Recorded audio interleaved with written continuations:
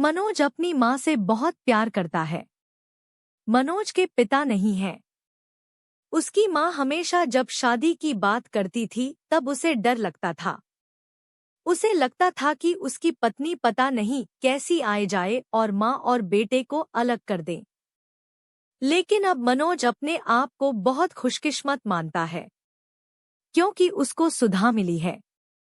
सुधा और उसकी माँ में बहुत अच्छी बनती थी। दोनों माँ बेटी की तरह रहती थी।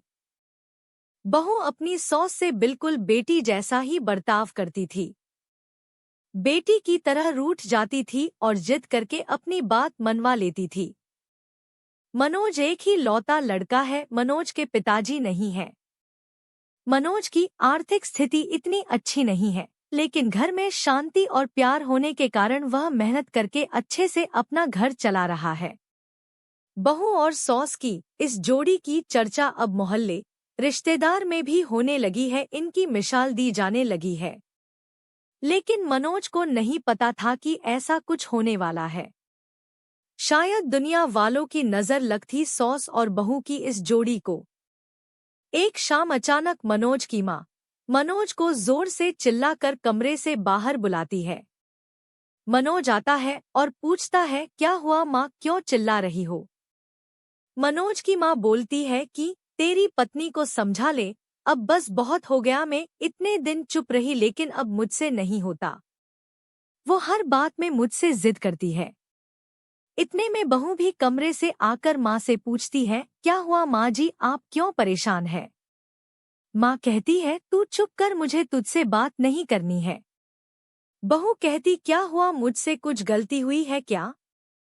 माँ बोलती है कि तू अपना यह नाटक बंद कर और मुझे अब तेरे साथ नहीं रहना है। माँ कहती है, बेटा तू मुझे गांव छोड़ आ। मनोज बोलता है, वहाँ कौन है और वहाँ क्या करोगी? माँ कहती है, वहाँ मेरा भाई है और मैं मजदूरी कर लूंगी, लेकिन अब इसके साथ नहीं रहूंगी। अब मुझे बची हुई जिंदगी वही गुजारनी है।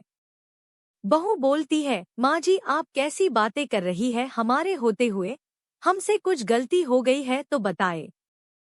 माँ बोलती है, तू तो मुझसे बात मत कर। तेरी माँ मैं नहीं हूँ, तेरी माँ वो है जिसने तुझे जन्म दिया, पर तुझे कुछ सीखा नहीं पाई। बहू को थोड़ा बुरा लगा। माँ जी आप क्या कुछ भी बोल रही है? आपकी तबीयत ठीक है? बेटा बोलता है, माँ तुम आराम करो, हम शाम को बात करेंगे। माँ एकदम जिद पर अड़ जाती है, मुझे अभी गांव छोड़कर आ, अब मुझे यहाँ नहीं रहना। मनोज और उसकी पत्नी को कुछ समझ नहीं आता, लेकिन माँ जिद पर अड़ी रहती है तो मनोज को उनकी बात मानना पड़ती है और उन्हें गांव छोड़कर आना पड़ता है। घर आकर फिर वो अपनी पत्नी से बात करता है और उसे पूछता है कि तुमने उन्हें कुछ कहा क्या जो मांझी इतनी बिगड़ गई? पत्नी बोलती है, इस उम्र में अक्सर यह होता, चिड़चिड़ापन आ जाता है। हम 2 दिन बाद मांझी को वापस ले आएंगे, आप चिंता मत करें। 2 दिन बाद फिर बेटा और बहू दोनों गांव जाते हैं। बहू को देखती ही माँ फिर से चिढ़ जाती है, कहती है, तेरी हिम्मत कैसे हुई मेरे सामने आने की? मैं मर जाऊं तब भी तू मेरे पास मत आना, मुझे हाथ मत लगाना। बहू को यह सुनकर जोर से रोना आ जाता है। वो रोते हुए कहती है कि आप यह क्या अनाप शनाप बोले जा रही है? मैंने ऐसा क्या कर दिया जो आप इस तरह नाराज है गई? मांझी वहां से उठकर कमरे में चली जाती है और दरवाजा अंदर से बंद कर लेती है। मामाजी भी उन्हें समझाते हैं लेकिन वो नहीं मानती। बेटा और बहू वापस अपने घर आ जाते हैं। बहू अपने कमरे में बैठी रोती रहती है। मनोज भी कुछ समझ नहीं पाता है। मांझी को गए अब 15 दिन हो गए, इतने दिन तक उनसे दूर ना बेटा रहा ना बहू।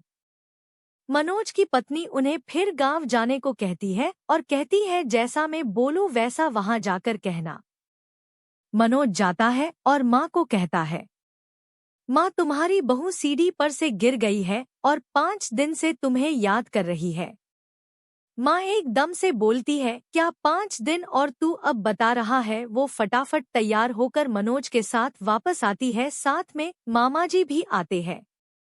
माँ घर पहुंचकर जोर से पुकारते हुए दरवाजे से आती है बहू।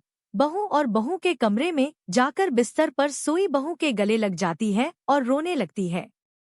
बहू भी माँ जी से मिलकर रोती है। फिर बहू कहती है, जब आप इतना प्यार करती है तो वहाँ क्यों बैठी है? 15 से माँ जी कहती है, तुमने झूठ बोलकर मुझे बुलाया। हाँ, पर पहले यह बताओ आप ऐसा बर्ताव क्यों कर रही थी? आपको मेरी कसम।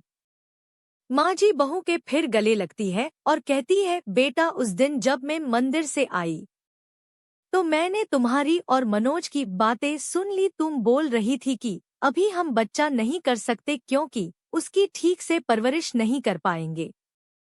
मैं तुम दोनों पर बोझ बन गई। मेरी वजह से तुम ना जाने कितनी चीजों से समझौता कर रहे हैं। इसलिए मैंने यह नाटक किया ताकि तुम दोनों यहाँ रहो और अपनी जिंदगी और अपने सपने और अपने बच्चे को इस दुनिया में ला सको। मैं अब कितनी दिन रहूंगी?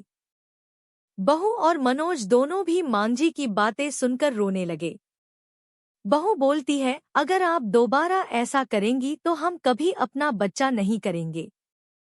मनोज कहता है, माँ अब तुम भी यही रहोगी और दादी भी बनोगी। हम साथ रहेंगे तो सब अच्छा होगा। फिर मांझी वही अपने बेटा और बहू के साथ फिर रहने लगी। मनोज और सुधा उनका ख्याल रखते हैं। धीरे धीरे मनोज के काम में तरक्की हो रही है। अब माँ जी की दादी बनने की तमन्ना भी जल्द ही पूरी हो जाएगी। प्रेम हो तो सब मुश्किलों का हल निकल जाता है। क्यों? आपको यह कहानी कैसी लगी हमें कमेंट कर जरूर बताएं। इसी तरह की अच्छी कहानियाँ आप यहाँ पर पढ़ सकते हैं। यहाँ उपस्थित शिक्षाप्रद कहानियाँ आपका मनोरंजन करने के साथ दिशा भी देंगी। तो बने रहिए हमारे साथ और हमारे प्रयास को सफल बनाएं।